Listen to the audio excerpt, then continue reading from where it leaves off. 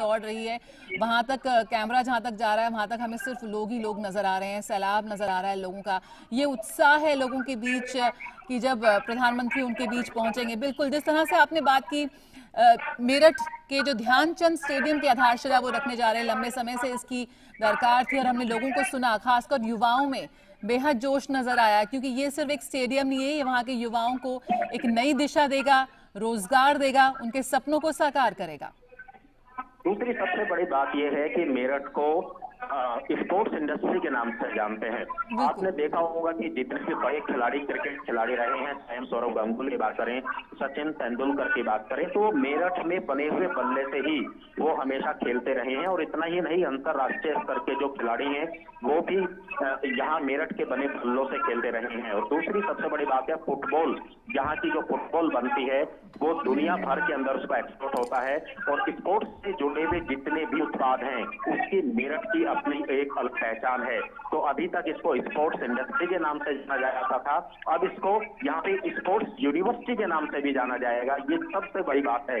तो इस निश्चित तौर पर आने वाले समय में इस इलाके के युवाओं को ना सिर्फ उद्योग के रूप में यहाँ रोजगार मिलेगा, बल्कि खेलों के माध्यम से अगर वो अपने इलाके का नाम रोशन करना चाहते हैं, राष्ट्रीय स्तर पर अंतरराष्ट्रीय स्तर पर खेलना चाहते हैं, तो जो सुविधाएं अभी दिल्ली में या दूसरे राज्यों में मिलती थी उत्तर प्रदेश के लोगों को, अब उनको दिल्ली और बाकी राज्यों में, हरियाणा की तरफ नहीं जाना पड़ेगा, बल्कि अब दूसरे राज्य के जो खिलाड़ी हैं वो यहाँ आकर ट्रेनिंग ले सकेंगे। क्योंकि ये जो यूनिवर्सिटी बनने जा रही है, खेल विश्वविद्यालय बनने जा रहा है, इसे अंतरराष्ट्रीय स्तर की सुविधाएं यहाँ पर मिलेंगी। तो निश्चित तौर पर एक सबसे बड़ी सौगात आज सलावा के लोगों को, मेरठ की जनता को मिलने जा रही है इस खेल विश्वविद्यालय के।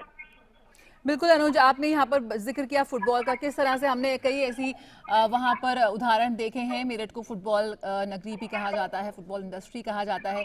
किस तरह से वहाँ पर महिलाओं ने श्रमिक से एक एंटरप्रेन्योर, एक व्यवसायी का सफर तय किया है फुटबॉल इंडस्ट्री में अपना योगदान देकर।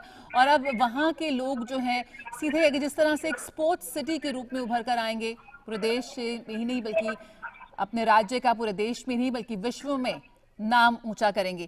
किस तरह से देखते हैं मेरठ की प्रधानमंत्री की यात्रा? सुबह जिस तरह से शुरुआत हुई, उन्होंने आजादी के गुमनाम नायकों को नमन किया और अमर जवान ज्योति पर जाकर उन्होंने अपनी पुष्पांजलि अर्पित की, संग्रहालय का दौरा किया। कितने मायने रखते हैं ये तमाम जो चिन्ह है मेरठ वासियों के लिए?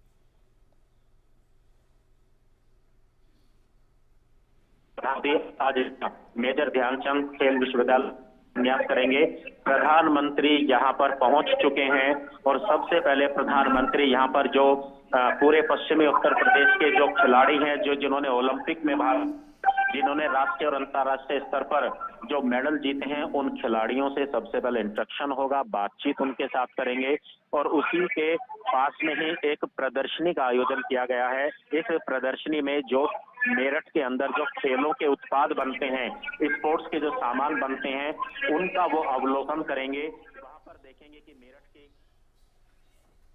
बिल्कुल हम सी तस्वीरें इस वक्त देख रहे हैं कि ये प्रधानमंत्री पहुंच चुके हैं इस वेन्यू पर और मेजर ध्यानचंद खेल विश्वविद्यालय की वो आधारशिला रखेंगे बस कुछ ही पलों के बाद।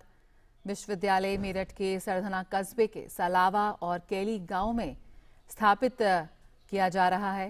करीब लगभग 700 करोड़ रुपए की लागत से इसका निर्माण किया जा रहा और हम कह सकते हैं विश्व स्तरीय खेलकूद बुनियादी ढांचा स्थापित करने और खेल संस्कृति को बढ़ावा देने में इस बार इसका एक विशेष योगदान देने वाला है ये। और हम जानते हैं कि किस तरह से जब से प्रधानमंत्री शुरुआत से ही विश्व स्तरीय खेलकूद और बुनियादी ढांचा स्थापित करने में विशेष रूप से उन्होंने ध्यान दिया है, किस तरह से हमारे जो खिलाड़ियों को सही प्रोत्साहन मिले, सही दिशा मिले, इस पर शुरू से ही उनका खासा जोर रहा है। ये हम सुबह की तस्वीरें देख रहे हैं। प्रधानमंत्री जब मेरठ दौरे पर पहुंचे थे, किस तरह से उन्होंने काली पलटन मंदिर में पूजा अर्चना की।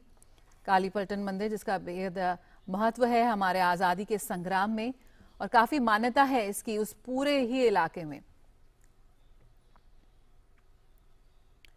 उसके बाद प्रधानमंत्री शहीद स्मारक पर पहुंचे, जहां उन्होंने अमर जवान ज्योति पर श्रद्धा सुमन अर्पित किए। स्वाधीनता के प्रथम संघर्ष के दौरान शहीद हुए जवानों की याद में शहीद स्मारक बनाया गया था और इसके बाद प्रधानमंत्री ने शहीद स्मारक परिसर में स्थित अशोक स्तंभ पर भी श्रद्धांजलि अर्पित की। स्वाधीनता के प्रथम संघर्ष की 100वीं वर्षगांठ पर 1957 में इसका निर्माण किया गया था। साथ ही प्रधानमंत्री ने याद किया आजादी के तमाम उन नायकों को जिन्होंने अपना सर्वोच्च बलिदान दे दिया हमारे देश की आजादी के लिए। आजादी का अमृत महोत्सव हम मना रहे हैं, जिसमें खास तौर पर हम उन नायकों को याद कर रहे हैं जो कहीं हमारे इतिहास के दस्तावेजों में कहीं गुम हो गए।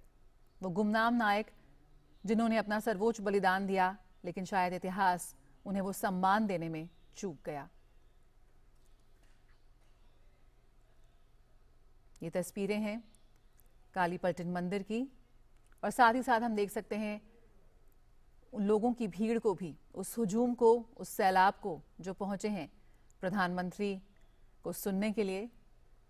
कड़ाके की सर्दी में भी हम देख सकते हैं कि लाखों की संख्या में लोग पहुंचे हुए हैं। एक सैलाब उमड़ा है प्रधानमंत्री की रैली के लिए, उनकी सभा के लिए।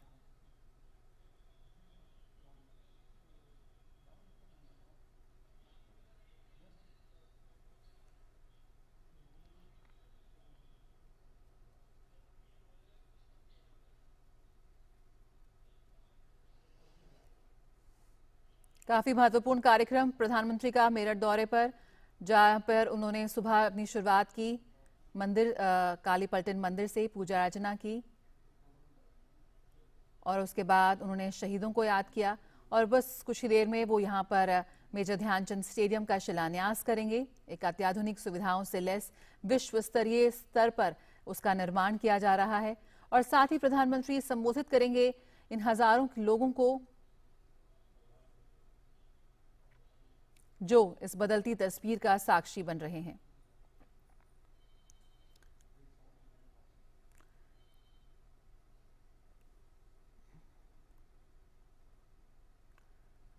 मेरठ में एक खेल विश्वविद्यालय का दशकों पुराना सपना अब साकार होने जा रहा है। युवाओं को खेलों में अंतर्राष्ट्रीय और राष्ट्रीय स्तर पर अपना जौहर दिखाने के लिए मेजर ध्यानचंद खेल विश्वविद्यालय मील का पत्थर साबित होने वाला है। किस तरह से युवाओं को खेलों में अंतर्राष्ट्रीय स्तर पर अपनी प्रतिभा का लोहा मनवाने का मौका मिलेगा, और खेलेगा यूपी, जीतेगा यूपी। जी हां, ये भी एक नारा दे सकते हैं।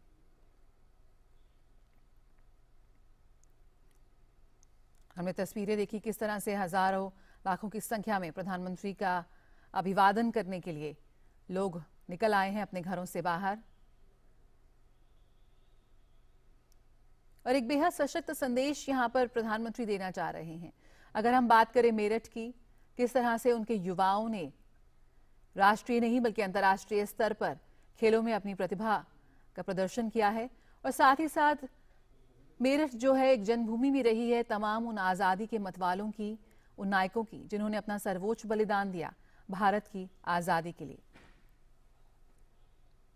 तो यहाँ पर क्रांति भी है, और क्रांति के साथ साथ खेलों से जिस तरह से प्रधानमंत्री एक संदेश देना चाह रहे हैं यहाँ के युवाओं को जोड़कर, ये सिर्फ मेरठ वासियों के लिए नहीं, यूपी के वासियों के लिए नहीं, बल्कि पूरे देश के लिए एक तरह का संदेश है।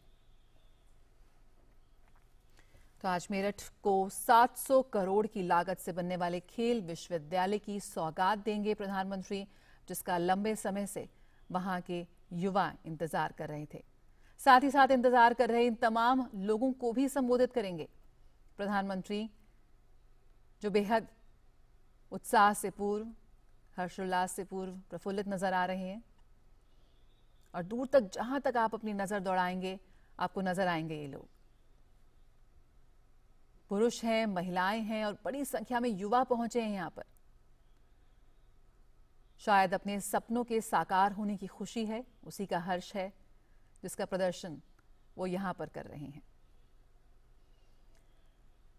युवा शक्ति में हमारे देश की कितनी प्रतिभा है, सही दिशा, सही प्रोत्साहन इन युवाओं की किस्मत बदल सकता है, और इन युवाओं से ही जुड़ी है इनके इलाके की, इनके राज्य की, हमारे देश की किस्मत। और इस युवा